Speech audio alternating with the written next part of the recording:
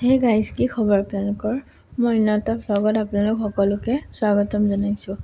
এইফালে আজি আমি যাবলৈ ওলাইছোঁ বাৰ ঘৰত, আমি মানে লংকা। তো একদম ৰাতিপুৱা 11টা মানতে আমি ওলাই মেলি আহি আছোঁ। আজিকালি মানে আগতে আমি যেতিয়া বাছেৰে আহোঁ, ইমান দূৰ লাগে, ৰাস্তাবোৰ মানে ইমানেই বেয়া আছিল, আৰু এতিয়া ইমান ভাল ৰাস্তা, মানে 1 ঘণ্টা 1.5 ঘণ্টাতে পাই যায়।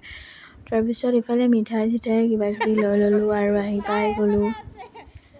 আৰু ইফালে মাহী আৰু ভাগিনৰ মৰম, তাই মোৰ কাৰণে ৰৈ আছিলে, মাকক খুজি আছে বাৰ যে আণ্টি কেতিয়া আহিব, মা আণ্টি কেতিয়া আহিব।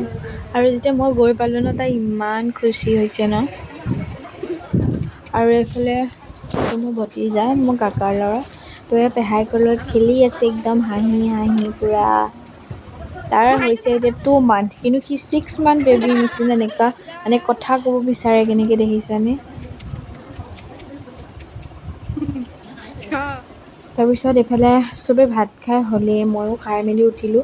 তাৰমানে বাই ভনী ঘৰত আহিলে কথা পাতোঁতে আমাৰ কথাই নুঢুকাই, তো ব্লগ বনোৱা মানে টাইমেই নহ'ল। তো লাষ্টৰ এইখিনিয়ে দেখাই দিলোঁ উঠাৰ পিছত। তাৰপিছত এইফালে জেঠাইহঁতো আহিছিল, জেঠাইহঁতেও খাই ল'লে আৰু ভাত। তাৰপিছত এইফালে একদম যাবলৈ হ'ল আৰু আগতে আহি একমাহ থাকোঁ, স্কুল বন্ধ যেতিয়া দিয়ে।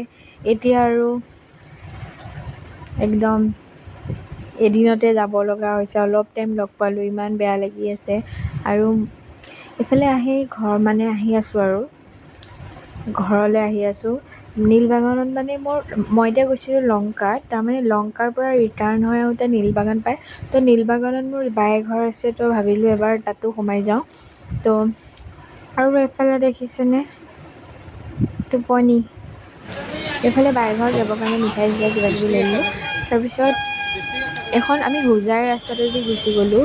ফাৰ্ষ্টত গ্ল'বেল চুইটছত, ইয়াত বহুত ধুনীয়া ধুনীয়া চুইটছ পোৱা যায়, সকলো ধৰণৰ বস্তুৱেই তাত পোৱা যায়। তাত বা ঘৰত গ'লোঁ, তাত ভিডিঅ' ল'বলৈ মানে নহ'লে, আৰু মোবাইলটো মোৰ বেগত আছিল, গাড়ীতে থোৱা।